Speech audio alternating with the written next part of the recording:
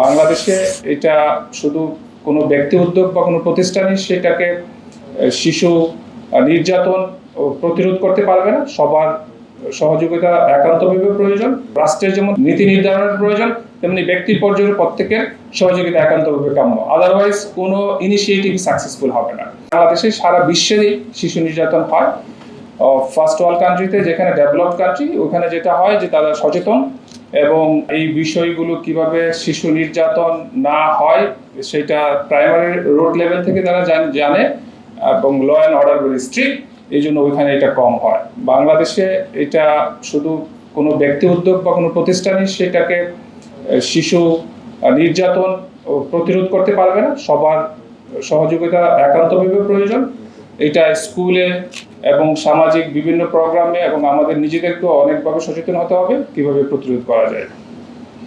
শুধু আলোচনা করেই সমাধান করা যাবে না, হয়তো আলোচনার মাধ্যমে আমরা কিছু গাইডলাইন পাবো এবং সেগুলি ইমপ্লিমেন্টেশন করতে হবে। আমি গার্মেন্টস একজন উদ্যোক্তা, আমার কয়েকটি কারখানা আছে, আমার এখানে অনেক ওয়ার্কার কাজ করেন, আমার শ্রমিক ভাইরা কাজ করেন আমাদের এখানে।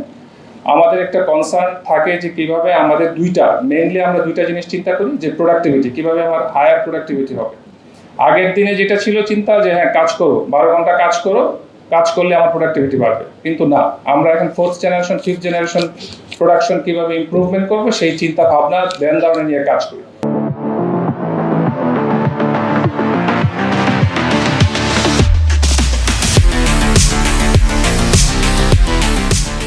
আমাদের এখানে ডিরেক্ট যেই কাজ করলেই যে আমরা প্রোডাক্টিভ পারবে সেটা নিয়ে কিন্তু আমরা কোনো চিন্তা করি না। আমরা মাইন্ডফুলনেস, আমরা কিভাবে ডিসেন্ট ওয়ার্কিং প্লেস, আমরা কিভাবে একজন ওয়ার্কার তার মাথা, এই যে একজন বলে দিয়েছেন একটু আগে যে নিশ্চিন্তে কাজ করেন, আমি জানি না ওনার নামটা এই মুহূর্তে মনে আসছে না।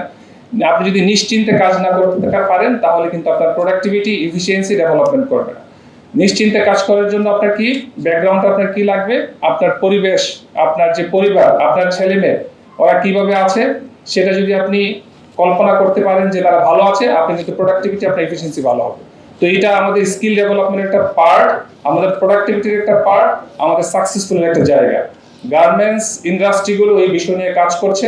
আপনারা জানেন যে আমরা শুধু প্রস্তুত করি, আমাদের এই ফ্যাক্টরিগুলো, কারখানাগুলো যেগুলো সাব স্ট্যান্ডার্ড ফ্যাক্টরি সেগুলোর কথা ভিন্ন, এগুলো আপনি রুটির কারখানাও পাবেন, সেগুলো আপনি ইট কারখানাও পাবেন, সেটা ভিন্ন কথা। কিন্তু স্ট্যান্ডার্ড যে ফ্যাক্টরিগুলো, বিজিএমএর আন্ডার যে সমস্ত ফ্যাক্টরিগুলো, সেই কারখানাগুলো বায়ারের কিছু স্ট্যান্ডার্ড মেনটেন করে আমাদের কাজ করতে হয়। অনেক ধরনের অডিট কমপ্লায়েন্স আমাদেরকে মেনটেন করতে হয় এবং সেই জায়গায় আমাদের কম্পালসারি কিছু বিষয় থাকে। চাইল্ড কেয়ারের ফ্যাসিলিটি থাকতে হয়, ডিসেন্ট ওয়ার্কিং ফ্যাসিলিটিস ইমপ্রুভমেন্ট করতে হয়। হ্যাঁ, কিছু ব্যত্যয় যে হয় না এমন করা, সেটা সব জায়গায় হয়, বাট এই গাইডলাইনগুলো যদি আপনি মেনটেন করতে পারেন তবেই কিন্তু আপনি ভালো বায়ারের কাজ পাবেন, আদারওয়াইজ আপনি পাবেন না। এবং এগুলো বাংলাদেশি প্রতিষ্ঠান না, বিদেশি অসংখ্য প্রতিষ্ঠান আছেন যারা এগুলো মেনটেন করে, দেখে, অডিট করে, প্রতি বছর যাচাই করে এবং এই মানদণ্ডের উপর ভিত্তি করে আমরা কোন বায়ারের কাজ কতটুকু কাজ করতে পারবো সেটার উপর ডিপেন্ড করে।